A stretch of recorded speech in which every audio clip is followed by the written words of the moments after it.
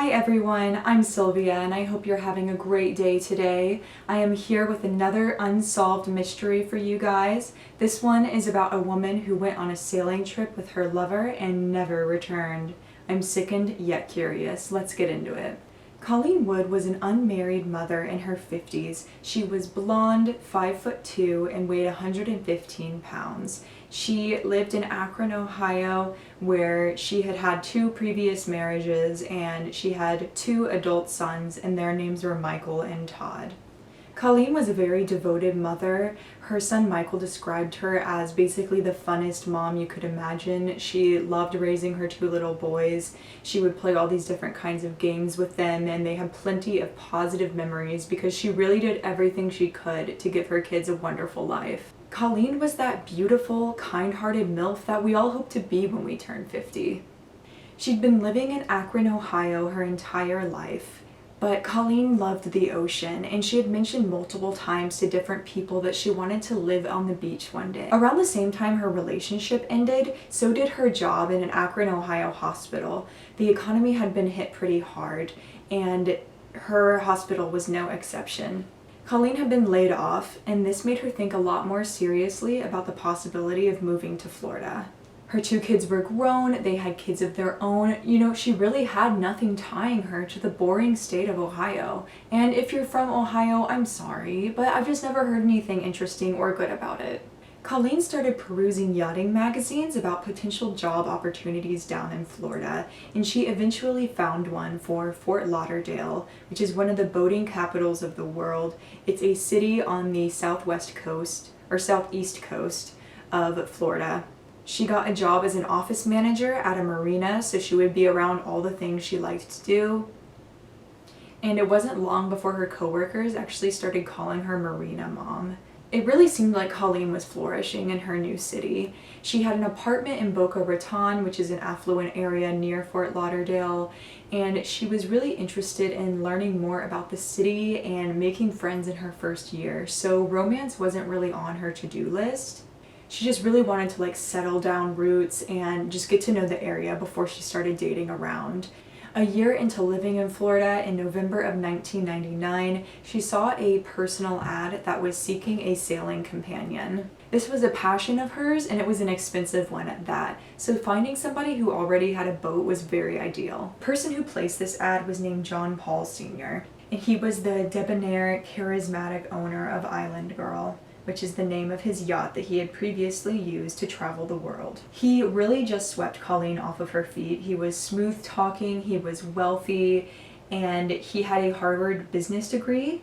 He was really just everything that would wow an older woman. He love-bombed her with flowers that would be delivered to her workplace. He gave her plenty of gifts. Within the first year of them dating, actually, he gave her a diamond bracelet. Now, a little about this man. He was Dutch, and his name was originally Johann Paul, but he changed it to something a little bit more American, as many foreigners do when they move to the country. He was a wealthy and experienced boatsman. He had made a lot of his money through a racing career, and he was also the owner of a mutual fund. He had made a lot of money in the stock market back in the 60s. Colleen and John visit the rest of her family up in Akron so that they can get to know him. They all said that he seemed reserved, but very polite and charming and friendly.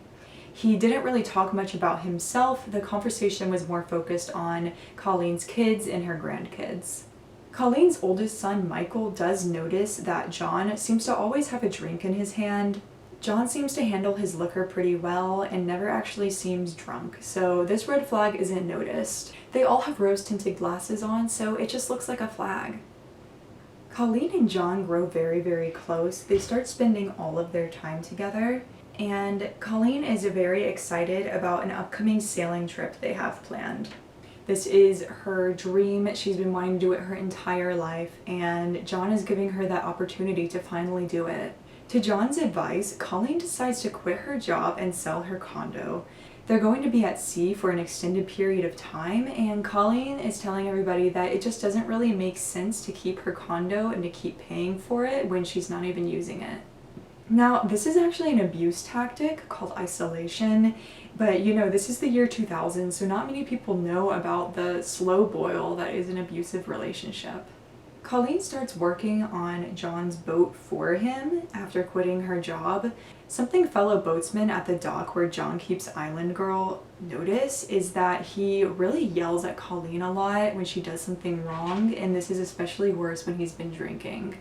Colleen's friends say that she had a swear jar that John had to put money into whenever he said a curse word. You know, things are different for boomers. Like, they don't see this kind of behavior as troubling. Colleen's boss at the marina, her name is Maureen, was of course shocked when she heard this news that Colleen was quitting her job. One day, Maureen went over to Colleen's condo where she was selling all of her stuff, like all of her clothes, her furniture, and of course the condo itself. Maureen said that these were like nice brand name clothes. And Colleen is telling her about how this doesn't really matter, because she's not going to have any of it on the boat anyway. Maureen is asking her questions like, don't you want to have like something of your own that's not owned by John Paul? And Colleen is just not really hearing it. She's just excited about the boating trip, and Maureen can actually tell that these are just kind of like John Paul's words being repeated through Colleen. Colleen sells her condo for $43,000 and gives the money to John Paul because he says that he's going to invest it. So let's recap. Colleen is going to be spending extended periods alone with John in the middle of the ocean and has sold all of her possessions on land. Again, this is looking back, and obviously I'm sitting here telling you this story, so it's not going to end well, but at the same time, this was something Colleen always wanted to do, even before meeting John. So she's really excited. They've also been dating for a year, so she feels very comfortable around him. Now let's get into this voyage. They set sail in December of 2000. They're going to travel to the Caribbean region. On December 3rd, Michael called his mom to wish her a happy birthday, and he said that she seemed like her usual joyful self, and she was actually very excited about these Christmas presents that she had picked up at a few foreign docks that she was going to be sending Michael's grandkids. I'm assuming that she had done like Christmas shopping at all the different ports, and she was very excited about these presents. Colleen also told Michael that they were going to be docking at Key West in a few days and that she would be sending him some financial records. These copies of financial records were going to be like bank statements, her passport, her birth certificate, basically like all of her assets. Now, John was like the head of her estate planning since he was the oldest son, so it wasn't too weird that she would be sending him these documents. You know, when you're in your 50s, there's a bug. When you're in your 50s, it's kind of a good idea to start having a plan for stuff like this. And so it's not that weird. It could have just been due diligence, but given the way everything turned out, I'm wondering if it was like a cry for help from Colleen. Maybe she was getting vibes that John wasn't who he said he was. Now, 10 days later, on December 13th, Maureen calls Colleen's cell phone and she picks up, and they're actually in Key West at a bar. This matches up with what Colleen told Michael. Colleen sounded fine and relaxed. Maureen invites her to their office Christmas party that will be happening in a few days, and Colleen says that she's going to be there. However, this office Christmas party comes and goes, and Colleen doesn't show up. She doesn't call her friend to cancel or anything like that, and I don't think Maureen is communicating with Colleen's family, so nobody at this point knows that they need to be worried. However, Michael gets worried when both Christmas and New Year's pass, and there has been no contact from Colleen.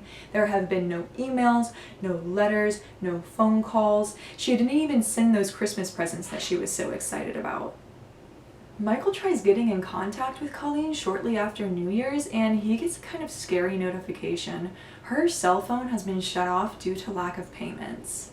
He is, however, able to contact John Paul's daughter, Tanya, on April 4th, so this is 4 months after he last heard from Colleen.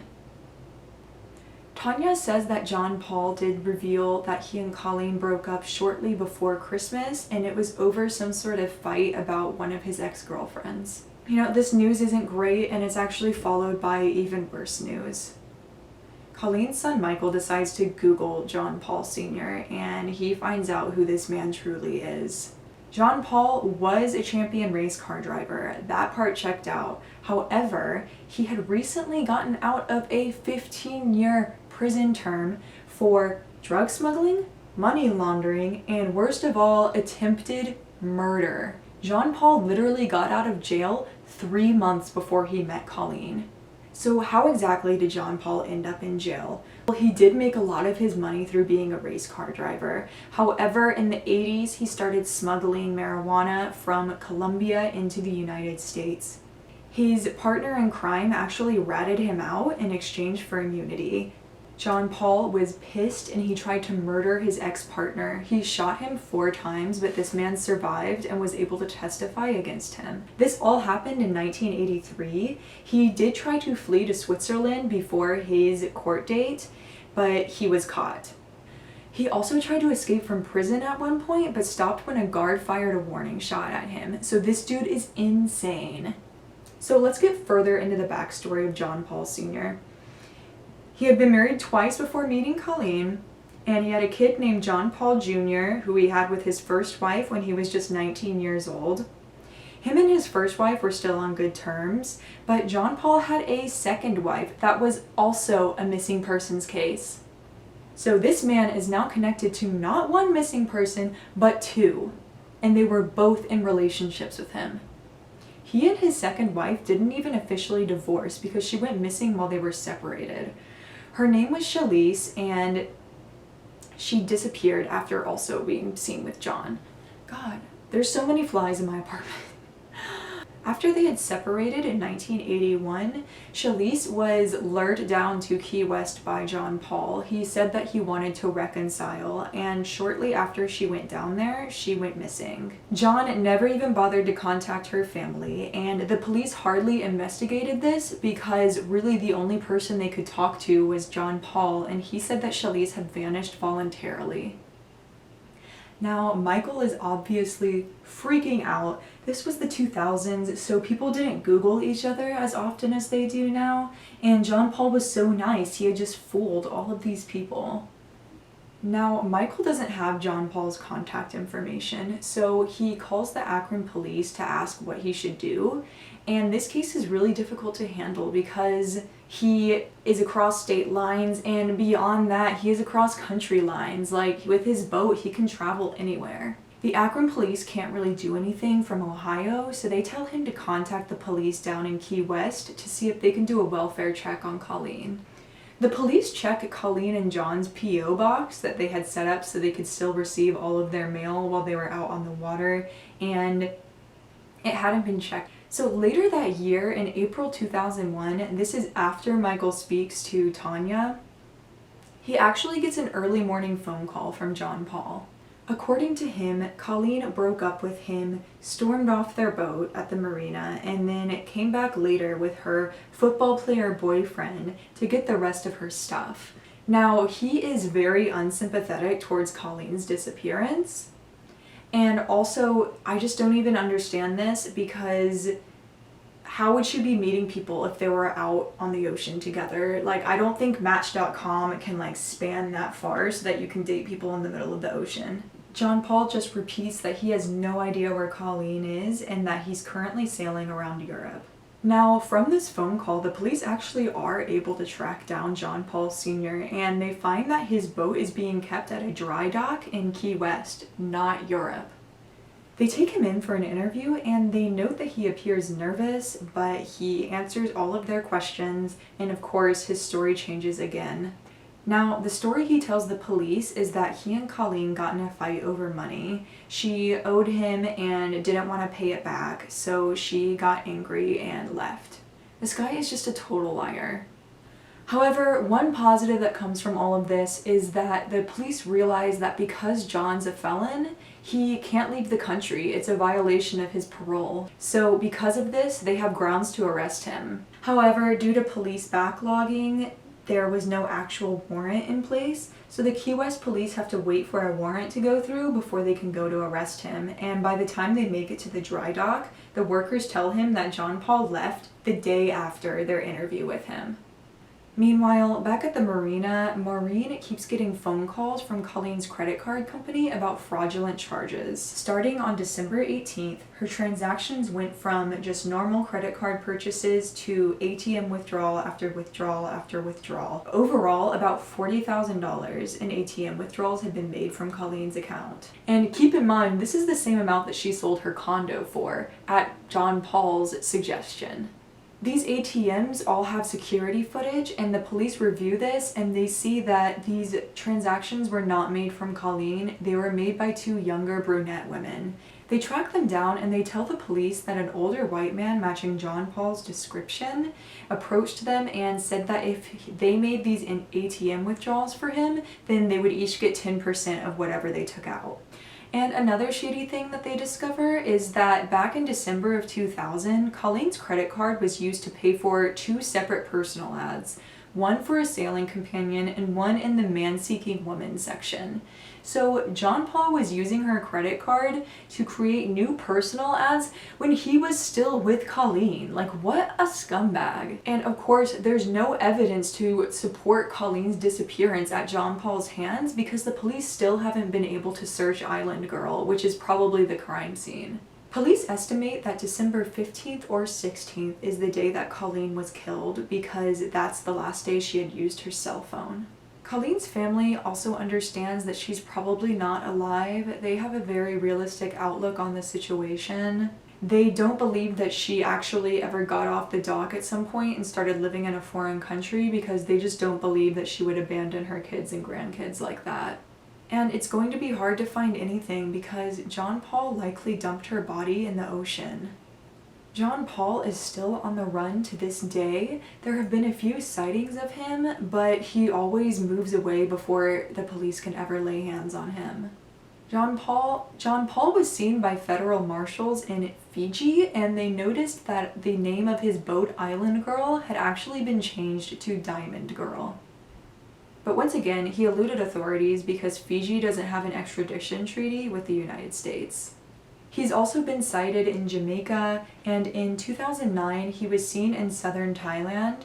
Diamond Girl was sold in 2011. And at one point, a woman was spending time with John Paul, and she became suspicious about his relationship with Colleen, so she looked through his boat and stole a laptop and brought it into the police, and this laptop ended up being Colleen's, which also doesn't go with what John Paul said, because why would you break up with somebody and then leave your ex your laptop? That makes no sense. Now, the closest hope that police had for locating John Paul Sr. was his son, John Paul Jr. I didn't really mention this part before, but John Paul Jr. was always in support of his dad, even when he had been arrested. In fact, John Paul Jr. was offered a plea deal back when John Paul Sr. was going to jail. He refused to testify against his dad, and because of this, he spent 2 years in jail on racketeering charges. The fact that he would sacrifice himself for his dad like that is really sad because John Paul Jr. is now suffering from Huntington's disease, which is a extremely debilitative cognitive disease. It affects your brain and your body movements. Some people who find out they have it actually commit suicide before they can start experiencing the effects. People were hoping that John Paul Sr. would visit his son before he died of Huntington's disease, but John Paul Jr. passed earlier this year, and there's no record that John Paul Sr. ever made an appearance. And it's literally so sad that he didn't do anything for his son when his son literally went to jail for his father. I found this old racing interview actually with John Paul Jr. This was before Colleen was in the picture. And John Paul Jr. said that he inherited his father's explosive personality and hostility towards his wife. Oh, and one more thing. In 2012, the skeletal remains of a Jane Doe washed up on shore in Key Biscayne, Florida. The skeleton fit Colleen's height, but it seems like it was a little bit bigger than her, so it might have belonged to a woman who met a similar fate as Colleen. People don't even know if John Paul Sr. is alive anymore, actually, because if he's still alive, he's in his 80s. And I guess he was okay with living the rest of his life on the run, because it doesn't seem like he ever settled down anywhere. And something I'm still mad about is, what about her Christmas presents for her grandkids? Like, if you actually cared about her, you would send those presents. That just makes me so sad thinking about these gifts that were sitting on his boat that never arrived. Sorry, my roommate's dog wants me to take him on a walk and he's just standing in the doorway like... Now, I think it's pretty clear that John Paul Sr. is the reason that Colleen disappeared, but something I can't stop wondering about is how planned this all was. John Paul was an alcoholic with a temper, so he may have killed Colleen in a fit of rage during an argument one night, but at the same time, he convinced her to sell her condo and then fraudulently used the money from it. So the financial exploitation part was definitely planned. But I also can't stop thinking about Shalise, his second wife. Like, how are you involved in 2 separate missing persons cases? And Shalise had been like lured down to Key West by John Paul's invitation, so that disappearance seemed planned. Colleen's family still lives in Akron, Ohio, and they still wonder what happened on that day in December 2000. Shh. Hush. John Paul remains missing. And so, for the time being, and perhaps for eternity, Colleen's case remains unsolved. Thanks, guys. Please remember to like and subscribe down below. You guys made it all the way to the end. Go ahead and drop a comment on how much of a piece of shit you believe John Paul Sr. is on a scale of 1 to 10. Thank you so much for supporting me in this. If you guys have any cases that you want me to cover, whether it's solved or unsolved, feel free to comment them. Bye!